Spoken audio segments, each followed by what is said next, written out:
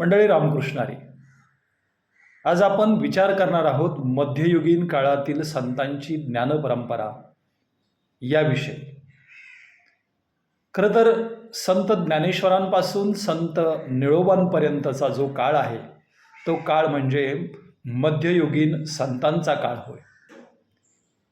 याच काळामध्ये अनेक संत होऊन गेलेले आहेत. खरं तर संतांनी आपल्याला अभंग दिलेत आणि याच अभंगातून संपूर्ण मानवजातीला प्रेरणा मिळालेली आहे. संतांनी आपल्या साहित्यामध्ये समाजाचा विचार करून संपूर्ण विश्वाच्या कल्याणाचा मार्ग आपल्याला सांगितलेला आहे आणि विविध प्रकारचं तत्त्वज्ञान संतांनी आपल्या अभंगातून आणि साहित्यातून मांडलेलं आहे. खरं तर सर्वात महत्त्वाची गोष्ट म्हणजे मध्ययुगीन काळात संतांनी मराठी भाषेचं तत्त्वज्ञान आपल्या साहित्यातून मांडलेलं आहे.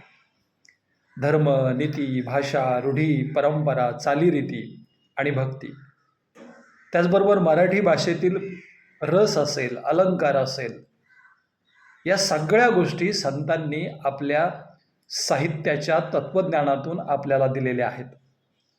यातूनच संतांनी आपल्यासमोर मध्ययुगीन काळामध्ये कीर्तन परंपरा आणलेली आहे. खरं तर कीर्तन परंपरेतून एक वेगळ्या ज्ञानाचा विस्तार निश्चितपणे समाजाला मिळालेला आहे, समाजात झालेला आहे. भारूड असेल, त्याचबरोबर लोकगीत असेल, यासारख्या रचनातून समाज सुधारणेचा विचार आपल्याला संत साहित्यातूनच मिळालेला आहे.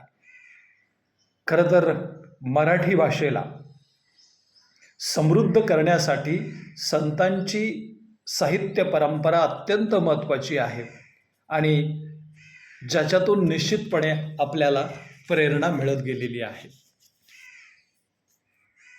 संतांची ज्ञानपरंपरा वाढीस लागली. संत ज्ञानेश्वर महाराजांनी संपूर्ण विश्वाचं कल्याण व्हावं अशी अभिनव कल्पना मांडली.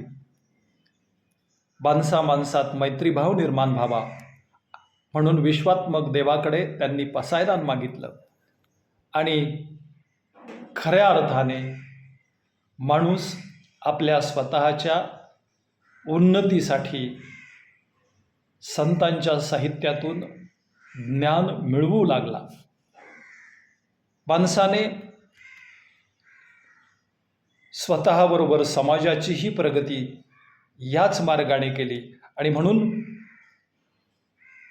आपलं ज्ञान माणूस समाजासाठी आणि देशाच्या उन्नतीसाठी वापरू लागला. धन्यवाद.